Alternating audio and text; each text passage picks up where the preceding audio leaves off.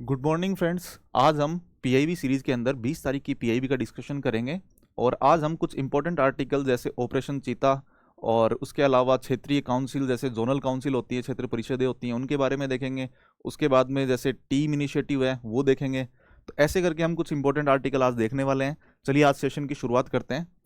आज पहला article MSME मंत्रालय के टीम इनिशिएटिव से संबंधित है। TEAM, trade enablement access to market scheme है। ये वैसे तो पूरे भारत के अंदर है, लेकिन ये क्या है कि दूरस्थ क्षेत्रों तक किस तरीके से सहयोग कर रही है, सहायता कर रही है। जो ई कॉमर्स वेबसाइट है उस तरीके से ये काम करती है कि जो एमएस छोटे उद्योग हैं तो उनके लिए जो ई कॉमर्स वेबसाइट तक पहुंच नहीं हो पाती है, तो वो ओएनडीसी के माध्यम से, open network for digital commerce है, ये सरकार द्वारा एक लाई गई स्कीम थी। तो इसमें क्या है कि जैसे जो अमेजन और फ्लिपकार्ट हैं, तो ये क्या है कि बाजार के अंदर मोनोपोली थी इनकी। तो ये मोनोपोली खत्म करने के लिए ओएनडीसी लेके आए थे। और इसके थ्रू अब ई कॉमर्स के थ्रू या ओएनडीसी के थ्रू, ऐसे मान लो आप, ई कॉमर्स वेबसाइट ही है ओएनडीसी और ये सरकार की वेबसाइट है। इसमें छोटे उद्यमी वगैरह जो भी हैं तो वो सब बेच सकते हैं। तो इसके थ्रू जो जो स्मॉल और मार्जिनल सेक्टर के जो भी उद्योग हैं तो वो अपना सामान बाजार के अंदर आसानी से बेच सकें, उसके लिए ये टीम इनिशिएटिव लेके आए थे कि ओएनडीसी का यूज करते हुए आप सामान बेच सकते हो मार्केट के अंदर। ठीक है, तो इसके अंदर अपन देख लेते हैं और क्या है।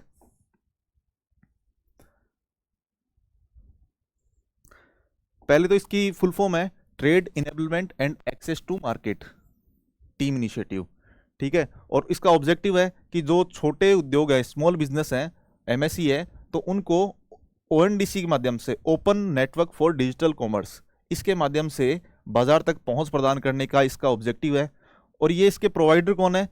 National small industries corporation, NSIC। ये एक मिनी रत्न कंपनी है। आपको पता होगा मिनी रत्न, नवरत्न और महारत्न तीन टाइप की कंपनियों के एक डिवीजन होते हैं। तो एक मिनी रत्न कंपनी है, तो वो इसकी प्रोवाइडर है। और सपोर्ट कौन करता है? ये वैसे क्या है कि रैंप स्कीम है, ये वर्ल्ड बैंक की एक रैंप स्कीम है जो इंडिया के अंदर चल रही है। ठीक है, इसकी फुल फॉर्म है raising and accelerating MSME performance, कि एमएसएमई की जो परफॉर्मेंस है उसको बढ़ाने के लिए रैंप स्कीम है। तो उसके वो वर्ल्ड बैंक की है, तो उसके तहत इसको ये टीम इनिशिएटिव है, टीम इसके अंदर है। ठीक है, उसकी उप योजना है, ऐसे कह सकते हो आप। ठीक है, फिर आगे चलते हैं हम।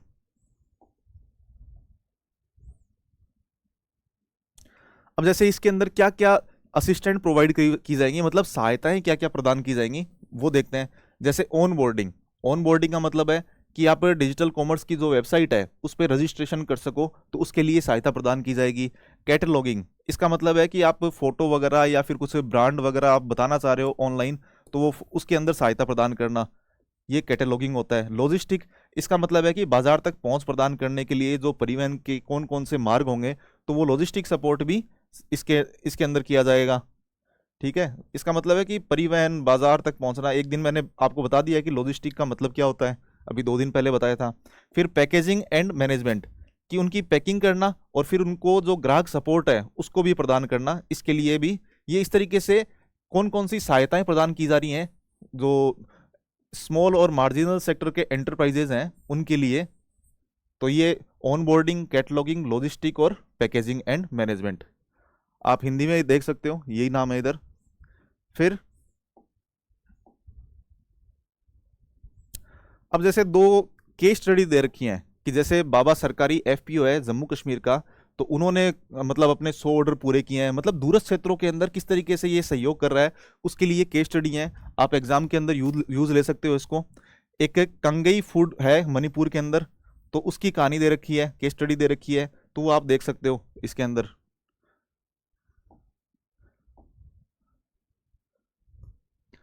उसके बाद में अगला टॉपिक है हमारा जोनल काउंसिल से संबंधित।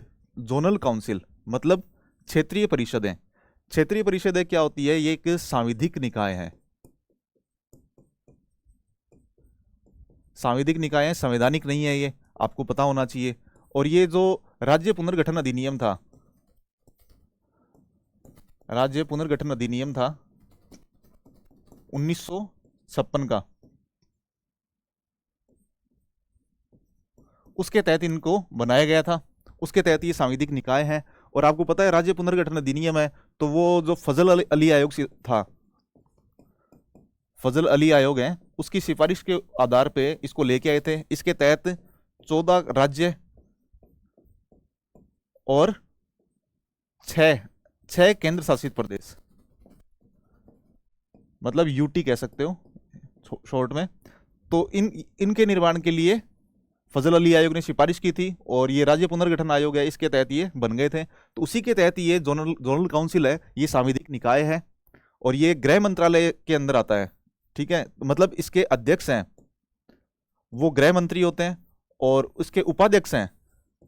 वैसे आपको पता होना चाहिए कि जोनल काउंसिल कितनी है, 5 जोनल काउंसिल है वैसे तो। ठीक है, जैसे मतलब पूर्वी क्षेत्र की है, पश्चिमी क्षेत्र की है, मध्य क्षेत्र की है, उत्तर की है, दक्षिण की है, इस तरीके से 5 है ये। लेकिन उसके अलावा एक नॉर्थ ईस्ट काउंसिल है, वो भी लास्ट के अंदर 2002 के समथिंग बन गई थी, नॉर्थ ईस्ट काउंसिल बन गई थी। ठीक है, तो हम देख लेते हैं इसके अंदर और क्या है।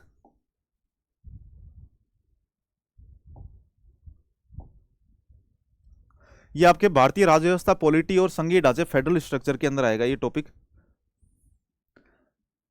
जैसे ये स्टैच्यूरी बॉडी है, सांविधिक निकाय है, 5 जोनल काउंसिल हैं, जैसे नॉर्थर्न, सेंट्रल, ईस्टर्न, वेस्टर्न और साउदर्न। ठीक है, और नॉर्थ ईस्ट काउंसिल थी, ये 1971 के अंदर आई थी, मैंने गलती से 2002 बोल दिया था, ये 1971 के अंदर है। ठीक है, और इसके चेयरमैन है वो गृह मंत्री होंगे। गृह मंत्री के अलावा इसमें उपाध्यक्ष होंगे, वो मुख्यमंत्री होंगे। और वो जो अलग अलग जो जोनल काउंसिल हैं उसके अंदर हर एक वर्ष पे जो काउंसिल होगी, काउंसिल की जो बैठक होगी, उसके अंदर रोटेशन के आधार पे, मतलब पहले एक हो जाएगा, फिर दूसरा जो राष्ट्रपति मुख्यमंत्री है वो हो जाएगा, फिर तीसरा हो जाएगा। इस तरीके से मान लो 4 से 5 राज्य आते हैं, तो हर साल अलग अलग इसके उपाध्यक्ष बनते रहते हैं। उसके अलावा मुख्यमंत्री के अलावा 2 मंत्री भी होते हैं, वो इसके सदस्य के तौर पे होते हैं। या फिर जो यूटी हैं, केंद्र शासित प्रदेश हैं, तो उनके जो प्रशासक होंगे, वो भी इसके अंदर सदस्य के तौर पे शामिल होंगे। फिर ये चीफ मिनिस्टर हो गए, वाइस चेयरमैन चीफ मिनिस्टर होंगे, जो रोटेशन बेस पे होंगे। और मेन फंक्शन क्या है इनका, एक सलाहकारी निकाय है, ये एक कोई बाइंडिंग तरीके से नहीं होता है, इनका जो डिसीजन होता है सलाहकारी निकाय होता है। जो आपको पता होना चाहिए कि एक कोऑपरेटिव फेडरलिज्म,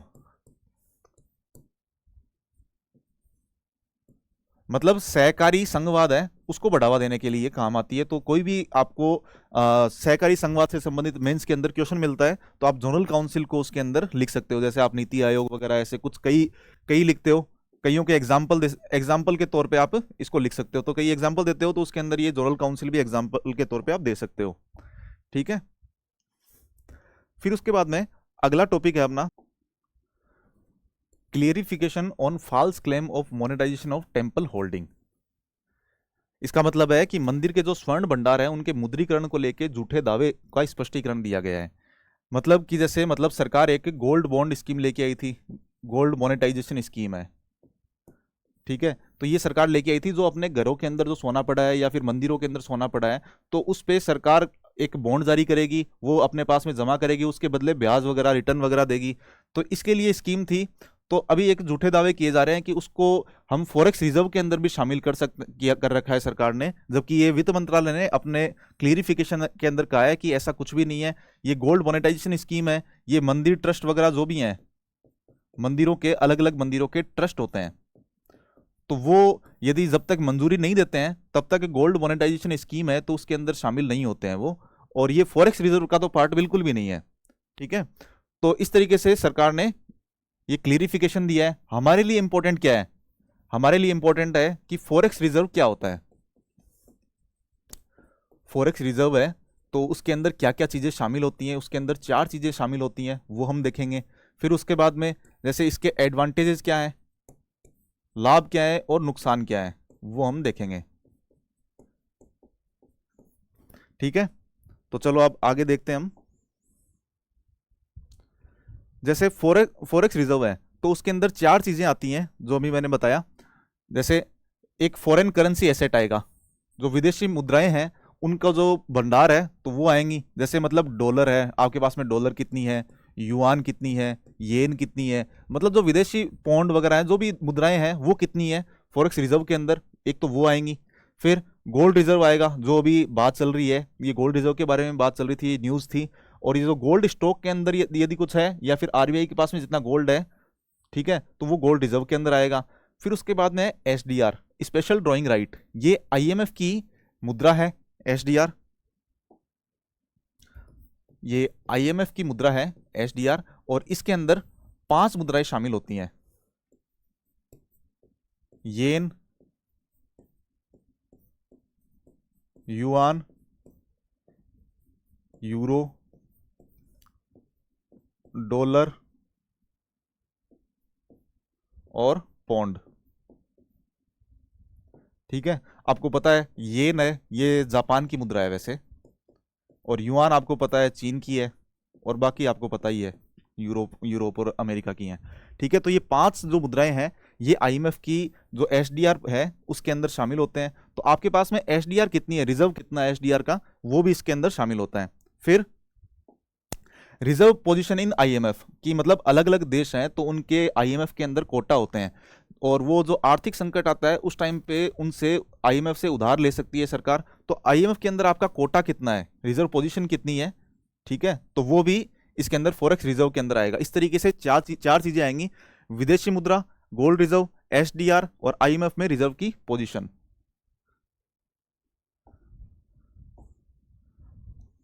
अब इसके एडवांटेजेस क्या क्या होते हैं, फायदे क्या क्या हैं, जैसे कि युद्ध या वैश्विक मंदी आ रही है, ठीक है, तो उस टाइम पे जो आर्थिक संकट आ जाता है तो उससे बचने के लिए फॉरेक्स रिजर्व का आरबीआई यूज में लेती है।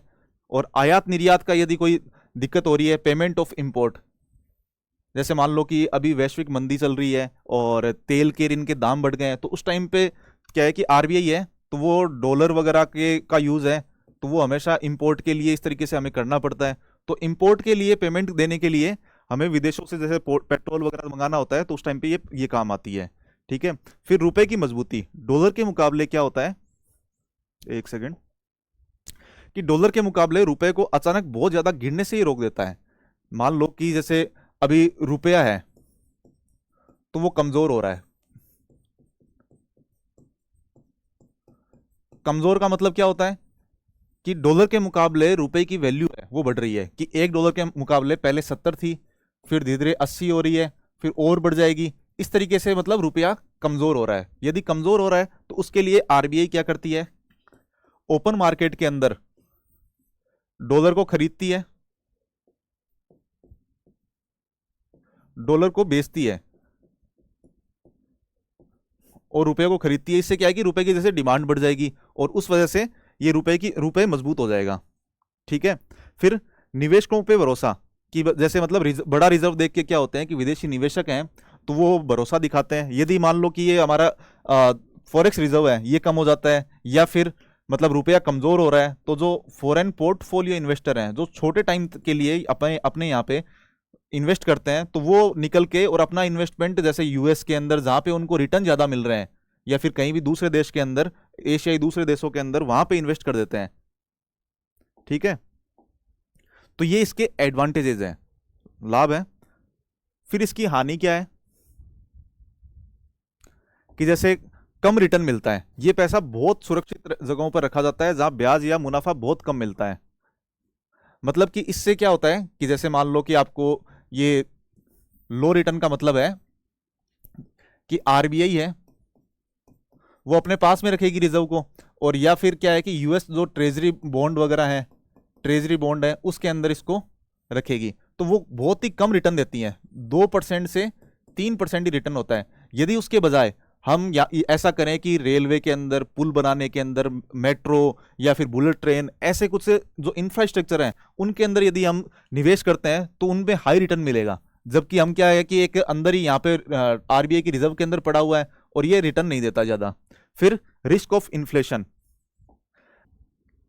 आरबीआई है तो वो डॉलर खरीदेगी, डॉलर की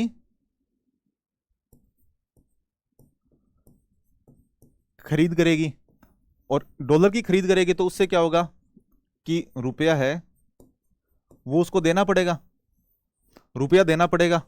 तो मार्केट के अंदर क्या होगा कि रुपया बढ़ जाएगा, रुपया बढ़ने से क्या होगा, रुपया बढ़ गया, डॉलर खरीदी तो रुपया बढ़ गया, मार्केट के अंदर रिलीज किया आरबीआई ने तो रुपया बढ़ा, तो महंगाई आ जाएगी। तो इस तरीके से क्या है कि ये महंगाई का खतरा रहता है। फिर वैल्यू घटने का जोखिम होता है, जैसे मतलब कि भाई अंतर्राष्ट्रीय बाजार है तो उसके अंदर डॉलर की वैल्यू है वो ऊपर नीचे होती रहती है, और यदि अचानक नीचे हो गई तो जैसे इसकी वैल्यू जो हमारे फॉरेक्स रिजर्व के अंदर पड़ा है, जो डॉलर पड़ा है, तो उसकी वैल्यू कम हो जाएगी, तो अंतर्राष्ट्रीय स्तर पे ये डिप्रिसिएशन आ जाएगा वैल्यू रुपए का या डॉलर का, सॉरी। फिर उसके बाद में अगला है, राष्ट्रपति हैं हमारे नीलम संजीव रेड्डी, उनसे संबंधित न्यूज है, और ये हमारे 6th राष्ट्रपति थे, ठीक है। तो इनके बारे में हम देखेंगे।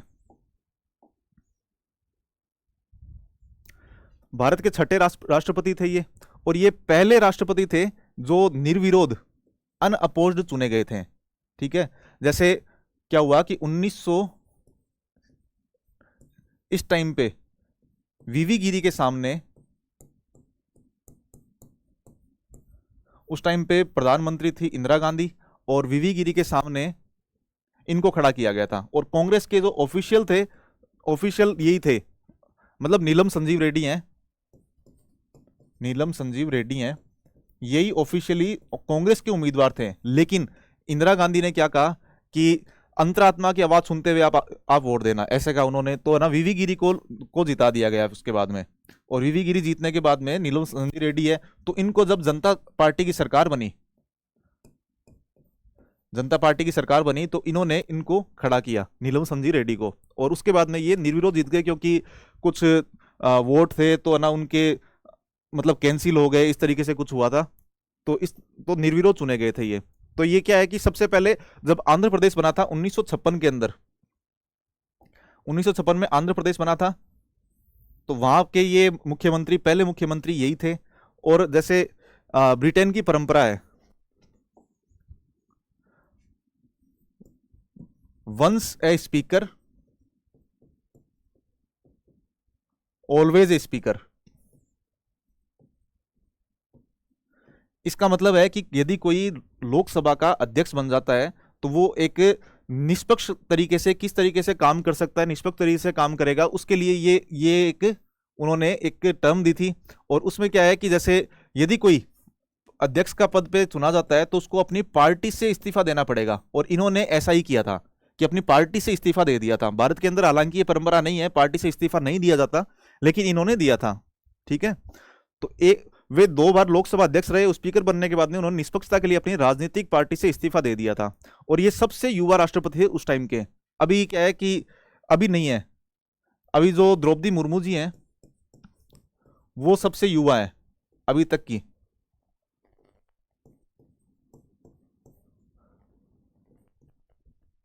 लेकिन उस टाइम पे ये थे, ठीक है।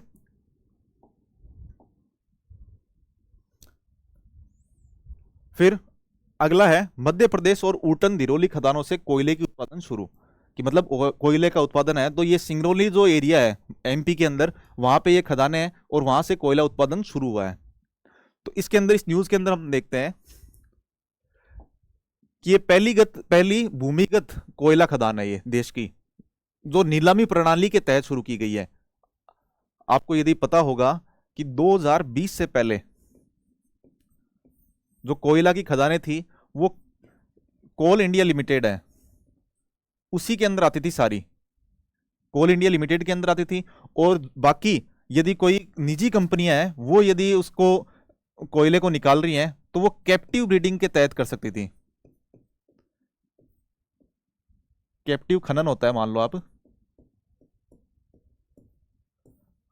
कैप्टिव माइनिंग के तहत ये करती थी। कैप्टिव माइनिंग का मतलब क्या है कि मान लो कि कोई उद्योग है, रिलायंस का ही उद्योग है, तो ये वो अपने ही एरिया, उसके अंदर यदि अपने ही क्षेत्र के अंदर यदि वो कोयले का यूज लेना है तो वो अपनी एक कोयले की खदान से निकालेगा और अपने इंडस्ट्री के अंदर यूज ले सकता है, अपनी ही इंडस्ट्री के अंदर यूज ले सकता है, बाकी कहीं भी वो बेच नहीं सकता। इसको कहते हैं कैप्टिव खनन, ठीक है। और बाकी कोल इंडिया लिमिटेड है उसी का ही एकाधिकार था, लेकिन उसके बाद में क्या हुआ कि इसको निजी क्षेत्र के लिए भी खुला कर दिया गया कि निजी क्षेत्र है तो वो भी मार्केट के अंदर उनको बेच सकती है, सब कुछ कर सकती है। तो इसलिए 2020 के बाद में 100% एफडीआई कर दिया गया था, ऐसे मान लो आप, ठीक है।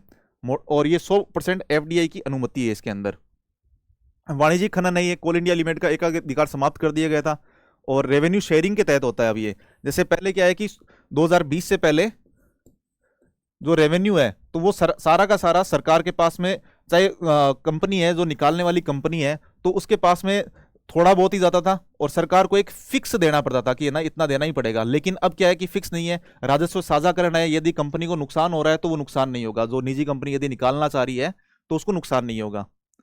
फिर भारत का जो कोयला भंडार है तो 98% गोंडवाना काल का है। गोंडवाना काल आपको पता है 250 मिलियन वर्ष पहले का है गोंडवाना। हमारे यहाँ पे दो ही टाइप के कोयले मिलते हैं, एक तो गोंडवाना और एक टर्सरी, दो ही टाइप के कोयले मिलते हैं। टर्सरी है लगभग 16 से 50 मिलियन वर्ष के बीच के समथिंग है, ठीक है। तो ये गोंडवाना है तो इसके अंदर जैसे बिटुमिनस है और एंथ्रेसाइट है, इस तरीके के कोयले मिलते हैं और उसमें लिग्नाइट वगैरह ये टर्शरी काल के अंदर मिलते हैं। टर्शरी काल वाला है तो ये मेनली नॉर्थ ईस्ट के अंदर पाया जाता है और ये गोंडवाना वाला है तो ये साउथर्न पार्ट के अंदर है ज़्यादातर, जो गोदावरी कावेरी बेसिन वगैरह है इनके आसपास में, ठीक है। तो ये एक्स्ट्रा देख लिया अपनों ने। फिर जो सिंगरौली खदान है तो सिंगरौली है तो ये क्या है कि एनर्जी कैपिटल ऑफ इंडिया कहा जाता है। इनके आसपास में ये माइंस हैं और यहाँ पे एक थर्मल पावर प्लांट भी है, ये आपको पता होना चाहिए, ठीक है। आगे चलते हैं। आगे प्रोजेक्ट चीता से संबंधित है कि हम बोत्सवाना, नामीबिया, साउथ अफ्रीका और बोत्सवाना, यहां से अलग अलग टाइम पे हम चीता लेके आए थे और उनको किस तरीके से अब रखा जा रहा है, उनके लिए विस्तार के लिए क्या क्या योजना कर रही है सरकार। जो एनवायरमेंट मिनिस्ट्री है तो उसने एक ये जारी किया है तो वो हम देख लेते हैं। अब देखो जैसे चीतों की वर्तमान स्थिति क्या है कि कुल 53 चीता अभी भारत के अंदर है, ठीक है। और 33 शावकों के, उनमें से जो 33 शावक हैं तो उनका जन्म भारत के अंदर ही हुआ है। और जो नामीबिया है और साउथ अफ्रीका है वहां से हम 20 चीता लेके आए थे। उसके बाद में बोत्सवाना से हम 9 चीता लेके आए हैं।